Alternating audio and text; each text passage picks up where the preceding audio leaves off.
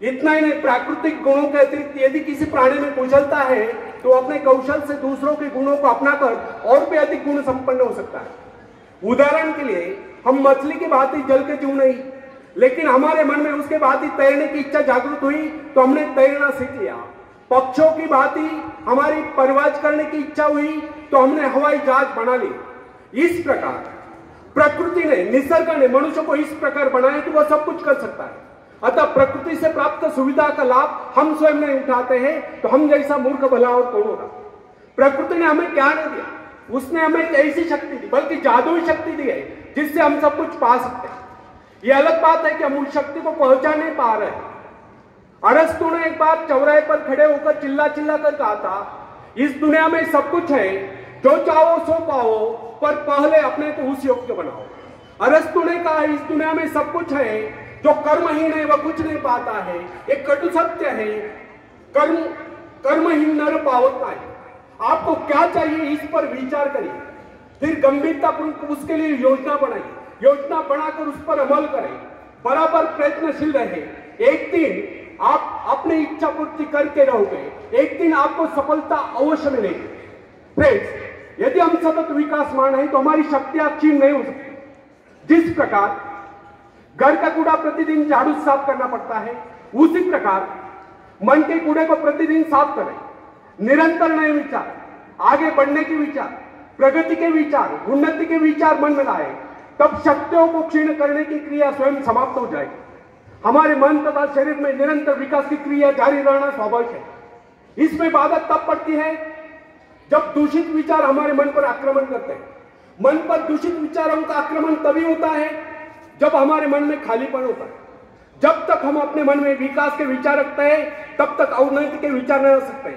प्रगति के विचार है तो अवनति के विचार न आ सकते। मन को नवीन तथा तरोताजा करने का एक उपाय है। इस विषय में हम सबके भिन्न भिन्न अनुभव हो सकते हैं। हम देखते हैं कई बार हमारे मन में दुख और निराशा की छाया आश्चर्यजनक से रूप से लुप्त हो जाती है। दुख के घिर आए बादल हट जाते हैं और उनके स्थान पर हर्ष की धूप खिल उठते हैं।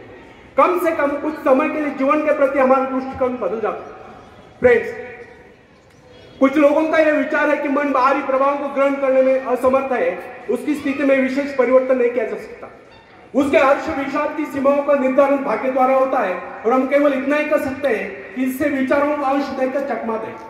परंतु यह धारणा गलत है। हमारे पास ऐसे असंख्य उदाहरण हैं जिनमें व्यक्तियों की मनोवृत्ति में आमूल परिवर्तन होता देखा गया। उनके मस्तिष्क में क्रांति होती देखी गई। बहुत से लोग जो जन्म से दुर्बल थे वे व्यायाम द्वारा सबल होते देखे गए, अकर्मण्य कर्मठ होते देखे गए। ऐसे अनेक उदाहरण हमारे सम्मुख है जिनमें व्यक्ति मानसिक शक्तियों से रहित थे, किंतु प्रयत्न द्वारा उनमें भारी परिवर्तन आ गया। उनका दुर्बल व्यक्तित्व प्रबल व्यक्तित्व में परिणत होगा। साहस का उदाहरण लीजिए। बहुत से सफल व्यक्ति पहले इस गुण से रहित थे। खतरा था कि उनका समस्त भविष्य अंधकार में होगा, परंतु माता पिता या गुरु की शिक्षा का उन पर ऐसा प्रभाव पड़ा कि उनके जीवन की धाराएं बदल गई। इससे यह सिद्ध होता है कि मनुष्य उपदेश या शिक्षा प्राप्त करके या निरंतर अभ्यास से विचारों में क्रांति ला सकता है। फ्रेंड्स, साहस पर मनुष्य का जन्म सिद्ध अधिकार है। साहस के भाव परिपक्व होने पर वही व्यक्ति जो पहले काय समझा जाता था, शौर्य और पराक्रम के कारनामे लोगों को चकित कर देता है। जब हम भय, संदेह, निराशा से ग्रस्त स्थिति में होते हैं तब हम सही निर्णय नहीं कर पाते। उचित एवं ठोस निर्णय केवल उसी समय किया जा सकता है जब मस्तिष्क सही स्थिति में हो। निराशा, क्रोध, भय, ईर्ष्या, लोभ आदि विकारों से घिरकर अंधकार में भय तथा चिंताग्रस्त मनस्थिति में कभी किसी महत्वपूर्ण विषय पर निर्णय नहीं करना चाहिए। जब मन निर्मल, संतुलित, शांत हो, कोई भी निर्णय उस समय करना चाहिए। उस समय जो योजनाएं बनाई जाए केवल उन्हीं को कार्यान्वित करने का प्रयत्न कीजिए। भय, क्रोध आदि के आवेग पर मानसिक शक्तियां बिगड़ जाती है। उस समय मन एकाग्र न रहने के कारण निर्णय गलत होते हैं।